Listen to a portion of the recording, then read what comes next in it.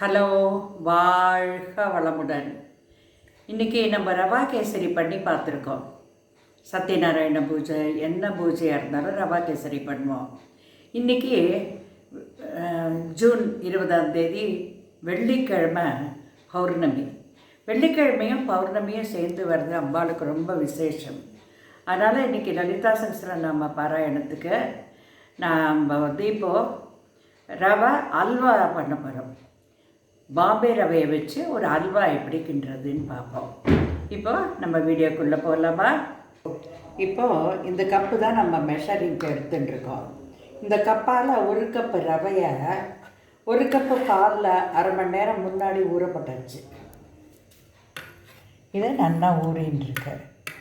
ஒரு கப்பு நெய் எடுத்து வச்சுட்டுருக்கேன். ஏலக்காய் பொடி, இது ஜீனி. ஒரு கப்பு ரவைக்கு 1.5 கப்பு ஜீனி போட்டால் போதும். முதல்ல இப்போ அடுப்பை பற்ற வச்சுப்போம். அடுப்பு பற்ற வச்சுட்டு முதல்ல கொஞ்சம் நெய் விட்டுக்கலாம். நெய்யும் அளந்து எடுத்து வச்சுன்னுட்டேன். இந்த முந்திரியை இந்த மாதிரி பொடிச்சு வச்சுட்டுருக்கேன் போடுறதுக்கு. முழுசாக போட்டால் அது ரொம்ப இங்கே வர பக்த கோடிகள் எல்லாருமே சீனியர் சிட்டிசன்ஸ் தான். இப்போ இந்த எண்ணெய் ஃபுல்லாக விட்டுனுடலாம். நம்ம கொஞ்சம் நிறுத்திக்கலாம்.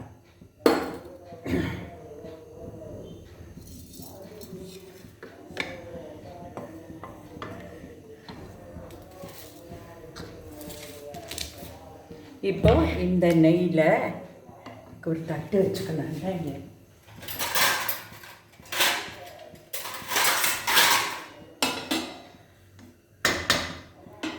இப்போ இந்த நெய்யில் ரவை அல்வாவுக்கு தேவையான ஜீனி 1 கப்பு போட்டால் போகிறோம். நான் நைவேத்தியங்கிறதுனால இன்னொரு கொஞ்சம் ஒரு 1/4 கப்புக்கு கொஞ்சம் கூட போடுறேன். அப்போ தான் நல்லா திதிப்பு நிறைய இருக்கும். போட்டு இதை கேரமலைஸ் பண்ணிக்கணும். நம்ம இது கொஞ்சம் டைம் ஆகும். நெய் ஜலம் விடக்கூடாதோ? ஜலமே விடக்கூடாது. இப்போது இப்படி பொங்கி வருது பார்த்தேன்னா, இந்த பால் மாதிரி இதான் அடையாளம். இதுக்கு மேலே போச்சுன்னா அது கசப்பு ருசி வந்துடும். இப்போ இந்த ரவையை நம்ம இதில் போட வேண்டியது.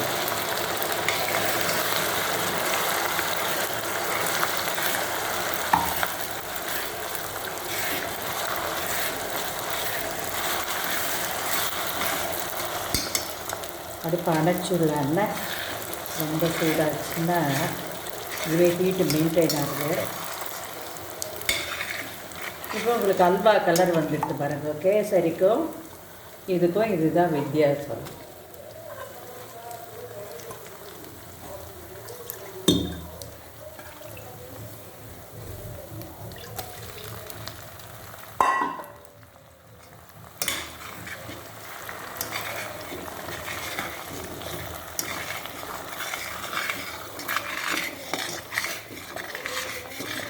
நெய் பாதி விட்டுருந்தால் போடுங்க.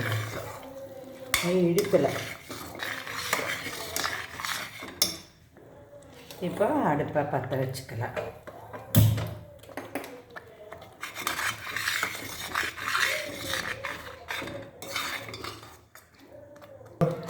இப்போ இது இனிமேல் ஒரு 10 நிமிஷத்தில் ஆகிடும்.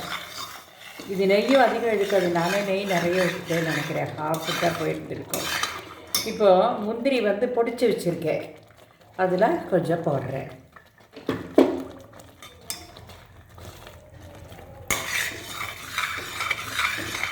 ஏலக்காய் பொடி பண்ணி வச்சுருக்கேன். அதில் ஒரு 1/2 ஸ்பூன். அவ்வளோதான், அல்வா ரெடி ஆகிடும். இப்போது இதுக்கு வேறு ஒன்றுமே தேவையில்லை.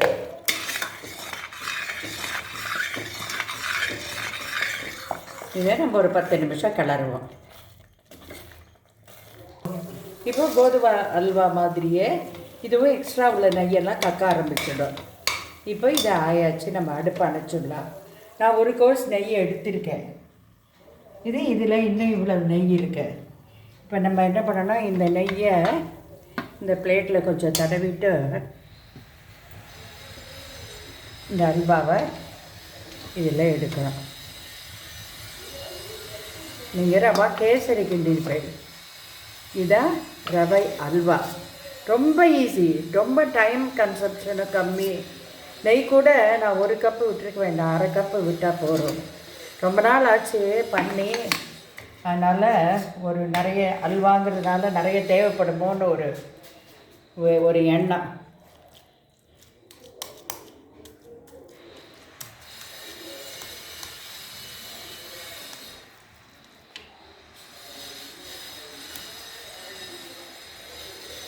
இது நைவேத்தியங்கிறதுனால இதுக்கு பிரமாதமான டெக்கரேஷன்ஸ் ஒன்றும் கிடையாது.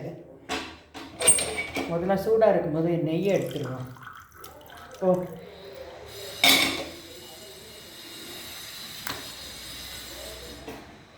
அவ்வளோதான், அல்வா ரெடி. கோதுமைங்கிறனே, ரவை அல்வா ரெடி. இது அம்பாளுக்கு ரொம்ப விசேஷம். இன்றைக்கி அம்பாளுக்கு தான் நைவேத்தியம். சாயந்தரம் எல்லோரும் வருவா. நாங்கள் லலிதா சகஸ்ரநாமம், தேவி பாடம் எல்லாம் படிப்போம். எல்லாரோட மனோபீஷ்டங்களும் நிறைவேறத்துக்கு எங்களோட வேண்டுதல்களே வைக்கிறோம். வாழ்க வளமுடன்.